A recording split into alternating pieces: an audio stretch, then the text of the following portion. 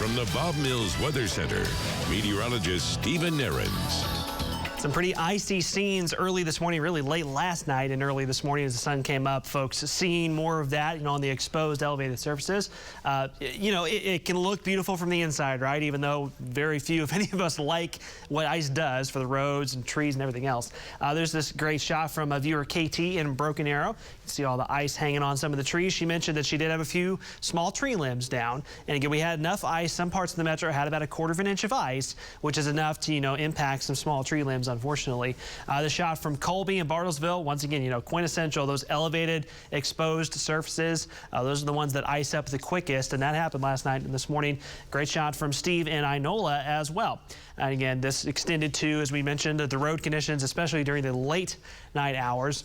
Now we're up to 32. I know that doesn't seem like much, and it doesn't really feel much different right outside compared to last night, but 32 is a heck of a lot better than 27 or 28, which is where we were last night. That's when everything just froze on contact. As rain moves back in this afternoon, even at 32, of course, we still watch the elevated surfaces, but main roads and other spots like that have been treated are in much better shape now and should stay primarily wet. So here's the look from Jinx as we look near the Arkansas River Bridge there. Of course, this was a lot slicker this morning, looking better now. But again, the untreated areas that haven't been able to get cleared off very much, haven't had a whole lot of sand or salt things put on them. Even as we get up to 32, some of those are still a skating rink. This is a perfect example. Brandon Wells, between about Gregory, Inola area. Brandon, yeah, that looks quite a bit different than the main highways you were on earlier. Yeah, a lot different. Yeah, so this is what we're talking about whenever you get out into the rural areas. This is going to be near the town of Gregory off 412, and a lot of the roads around here are just a complete just a skating rink. So these are the roads that you're going to really have to pay attention to when you get out, Stephen.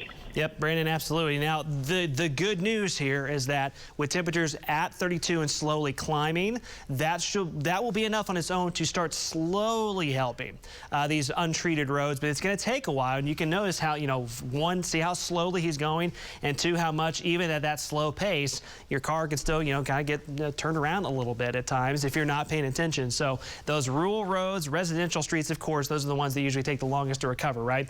A lot of those are still slick and hazardous. There will be slow improvement on those today, even tonight, because our temperatures should stay above freezing tonight. In Tulsa main highways, you get up to those, and those are mostly wet at this point. But still, again, those kind of more local areas, rural areas, still going to be slick and at times hazardous this afternoon. More rain is on the way from North Texas into southern Oklahoma, but once again, with temperatures at or just above 32, this will just produce wet conditions instead of icy conditions. Now, the radar algorithm is still indicating, some of those higher elevations in portions of Latimer, LaFleur County that might just be a couple degrees colder. That's where it's indicating that it could still be freezing rain, but this is primarily just cold rain now, lifting into southeastern Oklahoma, and then it'll lift up towards Tulsa by the late afternoon hours.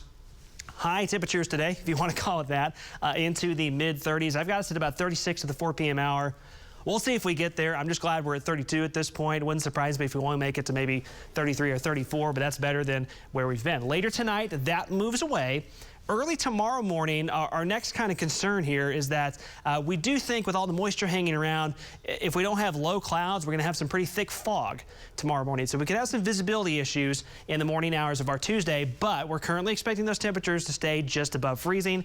North and west of Tulsa, we could be right around 32 again in northern Osage, northern Washington County, southeast Kansas. So we're going to watch that closely in the morning from a visibility standpoint. And then later tomorrow, highs low to mid 40s, more rain spreads back in from south to north, but at this point we're not towing the line of 32 degrees anymore and not worried about any sort of freezing concerns. Not going to be a whole lot of sunshine the next few days, so that's a little bit of a downer here, but at least the temperature trend is up Tuesday and Wednesday. Again, Tuesday night and Wednesday morning, more rain, but then Thursday 55 degrees. Haven't seen that on the map in a little while. And then a little bit chillier for the weekend, but again, not nearly as cold as the last few weeks have been.